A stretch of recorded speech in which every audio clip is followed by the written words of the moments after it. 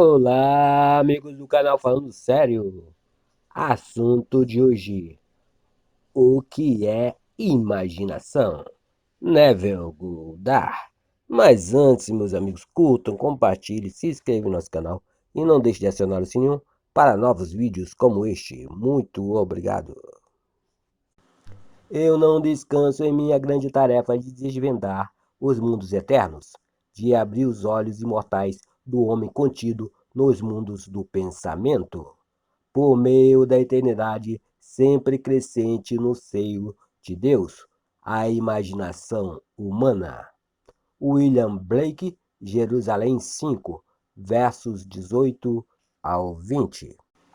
Certas palavras, com o passar do tempo, acumulam tantas conotações estranhas que, por fim, quase perdem o seu verdadeiro significado. Tal palavra é a imaginação. Esta palavra serve para descrever vários tipos de ideias, algumas delas diretamente opostas uma à outra: fantasia, pensamento, alucinação, desconfiança. De fato, tão vasta é a sua aplicação e tão variados são os seus significados que a palavra imaginação não define um status e nem possui um significado fixo. Por exemplo, às vezes pedimos a um homem para usar a sua imaginação, indicando que a sua atual perspectiva é muito limitada e, portanto, não é suficiente para realizar a sua tarefa. Logo em seguida, lhe dizemos que as suas ideias são pura imaginação, expressando assim que suas ideias são infundadas. Dizemos que uma pessoa ciumenta ou desconfiada é vítima de sua própria imaginação, insinuando que os seus pensamentos são falsos. No minuto seguinte, damos a um homem o mais alto atributo, destacando-o como um homem de grande imaginação. E assim, a palavra imaginação não possui nenhum significado definido.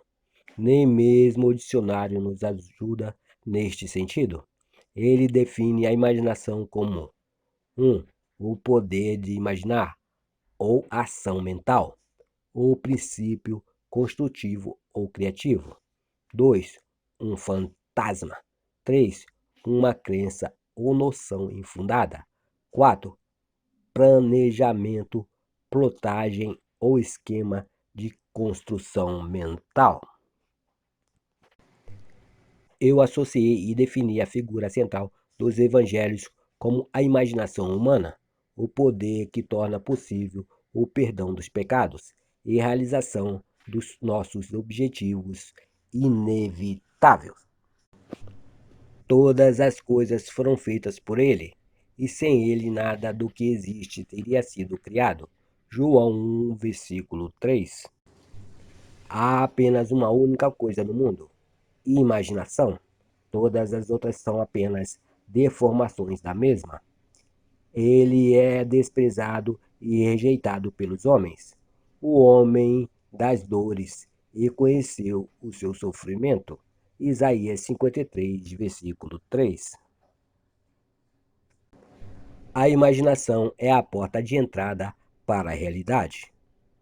O homem, disse Blake, é tanto a arca de Deus como um fantasma da terra e da água. Naturalmente, ele é apenas um órgão natural sujeito aos sentidos. O corpo eterno do homem é a imaginação. Ela é o próprio Deus em si, o corpo divino. Jesus, nós somos seus membros. Eu não conheço melhor e mais verdadeira definição de imaginação que a de Blake. Através da imaginação, nós temos o poder de sermos qualquer coisa que desejamos ser. Através da imaginação, podemos desarmar e transformar a violência do mundo. Nossos relacionamentos mais íntimos, assim como os mais casuais, se tornam imaginativos quando despertamos para o mistério escondido através dos tempos, que Cristo em nós é a nossa imaginação. Nós descobriremos então que à medida em que vivemos pela imaginação é que nós verdadeiramente poderemos dizer que vivemos. Afinal, eu quero que este contexto seja o mais simples, o mais claro e o mais franco trabalho que eu possa fazer e que eu possa encorajá-lo a trabalhar de maneira imaginativa, para que você possa abrir os olhos imortais dentro dos mundos do seu pensamento, onde você vê a todos os desejos do seu coração como grãos maduros, prontos para a colheita. Eu vim para que tenham vida e a tenham em mais abundância. João 10, versículo 10. A vida abundante que Cristo nos prometeu já é nossa. Podemos experimentá-la agora, mas não enquanto nós não tivermos a Cristo como um sentido da nossa imaginação. O mistério que esteve oculto pelos séculos e gerações e que agora foi manifesto aos seus santos, aqueles entre os gentios, a quem Deus quis fazer conhecer quais são as riquezas desta glória que é Cristo em vós, a esperança da glória. Colossenses 1, versículo 26 e 27. É a sua imaginação. Este é o mistério que eu sempre me esforço para compreender e que me esforço ainda mais para que os outros também o compreendam. A imaginação é o nosso redentor, o Senhor dos Exércitos, nascida através do homem, mas não concebida por ele. Todo homem é Maria, e a luz a Cristo deve dar.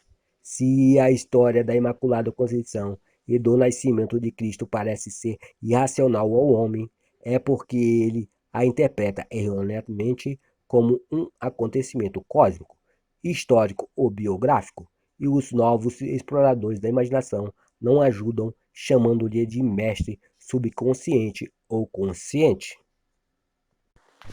O surgimento e o desenvolvimento da imaginação são a mudança gradual de um Deus tradicional para um Deus de comunhão.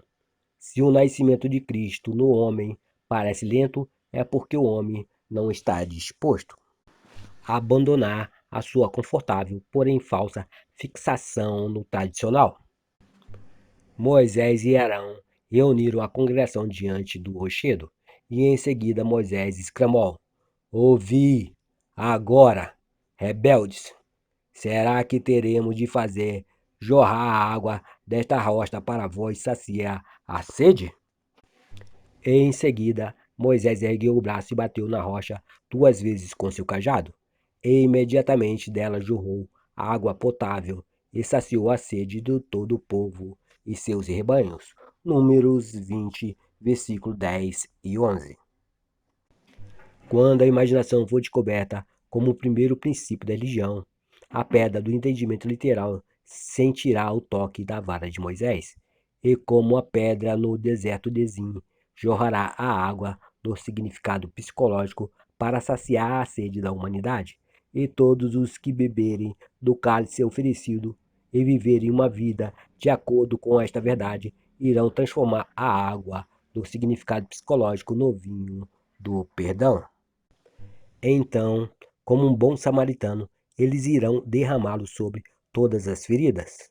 O Filho de Deus não deve ser encontrado na história, e nem em qualquer forma externa. Ele só deverá ser achado como a imaginação daquele em quem a sua presença se torna manifesta. Abre aspas. Foste tu uma manjedoura para o seu nascimento. Deus mais uma vez se faria uma criança na terra. Fecha aspas. Ângelos Silíseos, poeta do século XVII. O homem é o jardim onde dorme o Filho unigênito de Deus. Ele desperta este Filho elevado à sua imaginação aos céus, cobrindo aos homens a altura divina. Nós devemos seguir imaginando mais do que o melhor que conhecemos. No momento em que o homem despertar para a sua vida imaginativa, ele deve realizar o teste para a sua filiação. Pai, revele o teu filho em mim. James Montgomery. Isto agrada a Deus, quem me separou do ventre de minha mãe e me chamou pela sua graça. Gálatas 1, versículo 15. O teste supremo de filiação é o perdão dos pecados. O teste que sua imaginação é Jesus Cristo, o Filho de Deus, é a sua capacidade de perdoar o pecado. Pecado significa perder a marca em sua vida, estar aquém do seu ideal, em não conseguir alcançar os seus objetivos. O perdão significa a identificação do homem com o seu ideal ou seu objetivo na vida. Esta é a função do despertar da imaginação, o seu supremo triunfo, pois ele testa a capacidade do homem de adentrar e comungar com a natureza oposta do seu estado. Que diga o fraco, eu sou forte. Jó 3, versículo 10. Racionalmente, isto é impossível. Somente uma imaginação despertada pode adentrar e comungar com a natureza do seu oposto. Esta concepção de Jesus Cristo ser imaginação humana levanta uma série de questões fundamentais. Seria a imaginação um poder suficiente não só para permitir-me assumir que eu sou forte, mas também um poder que me torne capaz de executar tal ideia? Suponha que o desejo estar em algum outro lugar ou em alguma outra situação. Poderia eu, imaginando-me em tal estado ou lugar, alcançar a sua realização física? Suponha que eu não possa pagar por uma viagem e suponha que o meu atual estado social e financeiro se oponha a essa ideia que eu quero realizar. A imaginação sozinha seria suficiente para realizar esse desejo? A imaginação compreende a razão? A razão, quero dizer, dedução a partir das observações de sentidos. Ela compreende o mundo dos fatos externos? No meio prático da vida cotidiana, seria a imaginação um guia completo para o comportamento? Suponha que eu seja capaz de agir continuamente com a minha imaginação. Ou seja, suponha que eu sou capaz de manter o sentimento de ter o meu desejo realizado. Minha suposição se manifestaria em um fato? E se ela se manifestasse em um fato? Devo eu considerar que minhas ações durante o período de premeditação foram razoáveis? Minha imaginação é uma energia suficiente, não só para assumir o sentimento do desejo realizado, mas também é por si só capaz de encarnar a sua ideia? Depois de assumir que eu já sou o que quero ser, devo eu continuamente me guiar por ideias e ações razoáveis para um cumprimento das minhas suposições? Depois dessas indagações todas, a experiência me convenceu que uma suposição, mesmo que falsa, se for mantida, resultará em um fato, e que a imaginação contínua é suficiente para todas as coisas, e todos os meus planos e ações racionais nunca compensaram a minha falta de imaginação contínua. Pois, não é verdade que os ensinamentos dos evangelhos só podem ser compreendidos no âmbito da fé? E que o Filho de Deus está buscando sinais de fé nas pessoas a todo momento, ou seja, a fé em sua própria imaginação? Não é essa a promessa? Tudo quanto em oração pedires, tenhas fé que já o recebestes, e assim vos sucederá. Marcos 11, versículo 24. Isso não é o mesmo que dizer, imagine que você será, e você será? Por acaso não foi em um estado imaginário que Moisés perseverou como quem vê aquele que é invisível? Hebreus 11, versículo 27. Não foi no poder de sua própria imaginação que ele perseverou? A verdade depende da intensidade de sua imaginação e não dos fatos externos. Fatos são frutos que testemunham o uso ou desuso da imaginação. O homem se torna aquilo o que ele imagina. Ele autodetermina a sua história. A imaginação é o caminho, a verdade e a vida é velada. Não conseguimos assimilar a verdade somente com a mente lógica, onde o homem natural dos sentidos vê um broto, a imaginação vê crescer uma rosa. A verdade não pode ser abrangida somente pelos fatos. À medida em que despertamos para a vida imaginativa, descobrimos que imaginarmos uma coisa é o mesmo que criá-la, em que um julgamento verdadeiro não precisa estar em conformidade com a realidade externa a quem ele se refere. O homem imaginativo não nega a realidade do mundo exterior, da manifestação sensorial, mas ele sabe que é no mundo interior da imaginação contínua que está a força pela qual o mundo exterior da manifestação sensorial é trazido à realidade. Ele vê o mundo exterior e todos os seus acontecimentos como projeções do mundo interior da sua imaginação. Para ele, tudo é uma manifestação da atividade mental que se passa na imaginação do homem, mesmo quando o homem razoável e sensorial não está ciente disso. Porém, ele percebe que cada homem deve tornar-se consciente desta atividade interna e observar a realização existente entre o mundo interior causal da imaginação e o mundo exterior sensorial dos efeitos. O verdadeiro homem possui uma imaginação magnífica. É este ser que deve ser despertado.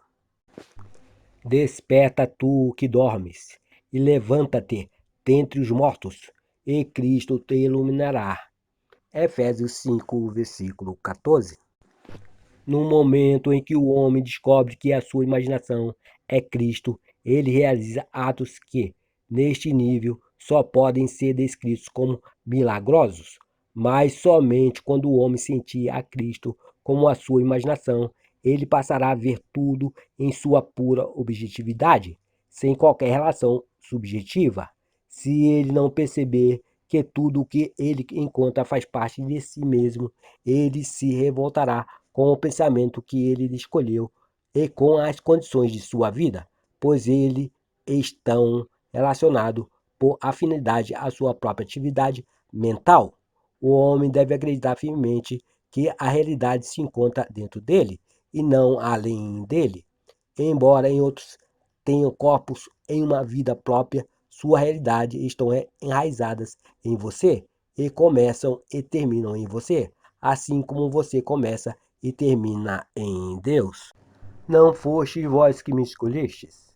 Ao contrário, eu vos escolhi a vós e vos designei para eles e dardes fruto, e fruto que permaneça.